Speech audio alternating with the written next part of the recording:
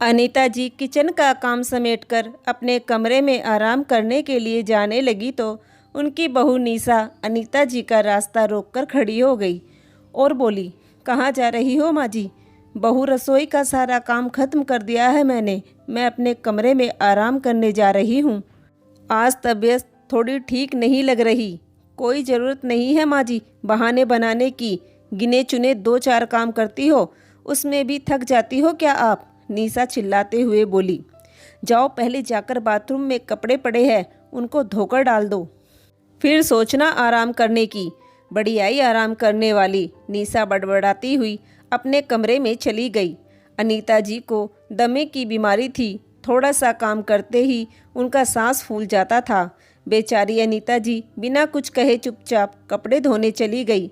अगले दिन अनीता जी बेटे से बोली, अमित बेटा, 1 हफ्ते बाद तेरे पिताजी की बरसी है। गांव में मैं उनकी हर साल बरसी मनाती हूँ, तो मैं सोच रही थी कि हवन कराने के बाद गरीब लोगों को भोजन और कुछ दान पूर्ण कर देंगे तो उनकी आत्मा को शांति मिलेगी। अरे माँ, सुबह सुबह क्या बातें लेकर बैठ गई आप? कम से कम यह तो देख लो, मैं ऑफिस के लिए जा रहा हूँ। सारा मूड खराब कर दिया आपने। एक तो आपकी बीमारी हमें चैन से नहीं जीने दे रही है और ऊपर से तरह तरह की फरमाइशें और बता रही हो। बरसी में इतना तामझाम करने की क्या ज़रूरत है? पैसे लगते हैं हर चीज़ में, आप तो बस जुबान हिला देती हो। अमित झुंझलाते हुए बोला। बेटे की बात सुनकर अनीता जी दंग रह गई। जिस बेटे के लिए बाप इतना सब कुछ छोड़कर गया, आज उसी बाप की बरसी के लिए बेटे के पास पैसे नहीं हैं। यही सोचते सोचते अनीता जी की आंखों में आंसू आ गए। अनीता जी एक पढ़ी लिखी समझदार औरत थी। उन्होंने अपने जीवन में कभी सुख नहीं देखा था। शादी के कुछ साल बाद ही उनके पति को पैरालाइज हो गया था। कई सालों तक वह बिस्तर में पड़े रहे और फिर एक दिन अनीता जी को छोड़कर चले गए। उनका बेटा अमित उस समय बहुत छोटा था। पति के जाने के बाद उन्होंने अपने आप को बड़ी मुश्किल से संभाला। धीरे धीरे बेटा जवान हो गया। अपने बेटे को कामयाब बनाने के लिए उन्होंने दिन रात खेतों में मेहनत की। खूब अच्छी पढ़ाई लिखाई के बाद एक दिन अमित कामयाब हो गया और उसे विदेश से जॉब का ऑफर आया।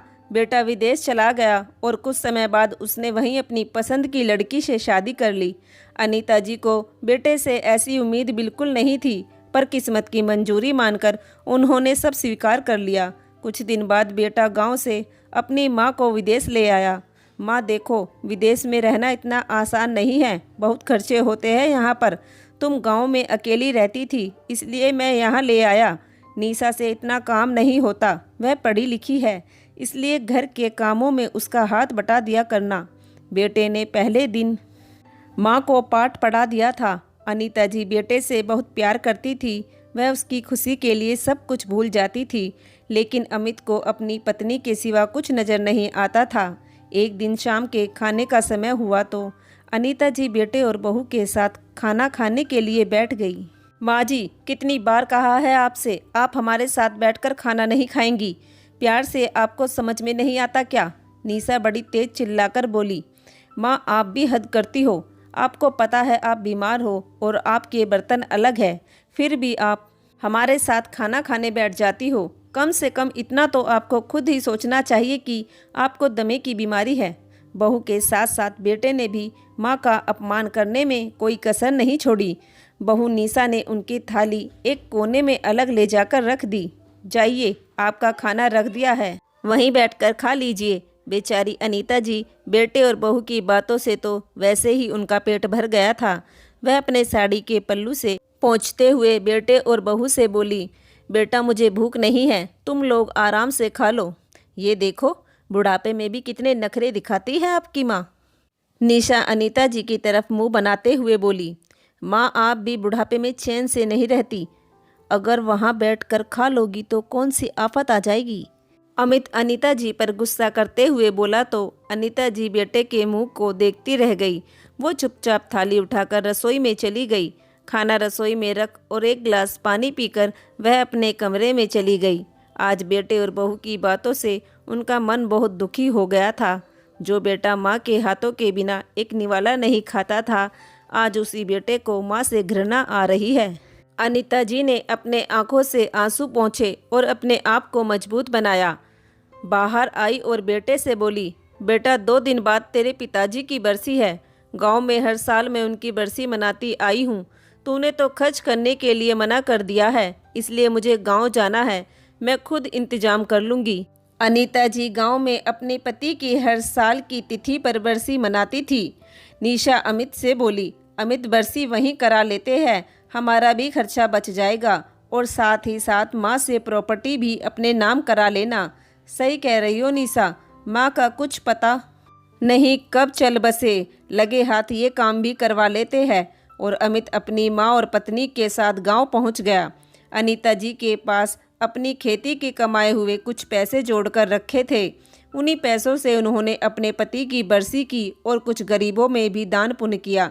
बरसी का कार्यक्रम खत्म होने के बाद जब सब रिश्तेदार चले गए, अमित ने अपनी माँ से प्रॉपर्टी के कागजों पर साइन करने के लिए कहा तो अनीता जी ने साइन करने से मना कर दिया।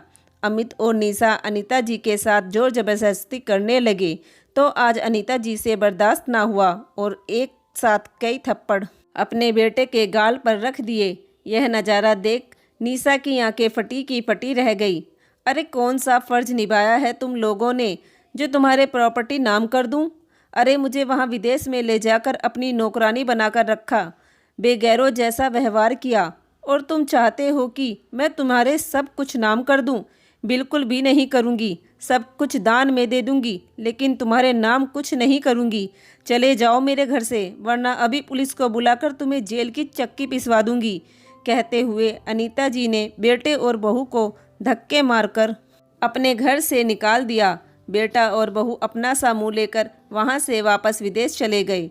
आज अनीता जी पूरे आत्मसम्मान से अपने घर में 2 रोटी चैन से खा रही है। उन्होंने मरने से पहले अपनी सारी प्रॉपर्टी एक वृद्धाश्रम में दान कर दी। दोस्तों, क्या अनीता जी ने सही किया? प्लीज़ कमेंट करके ज़रूर बताना। धन्यवाद।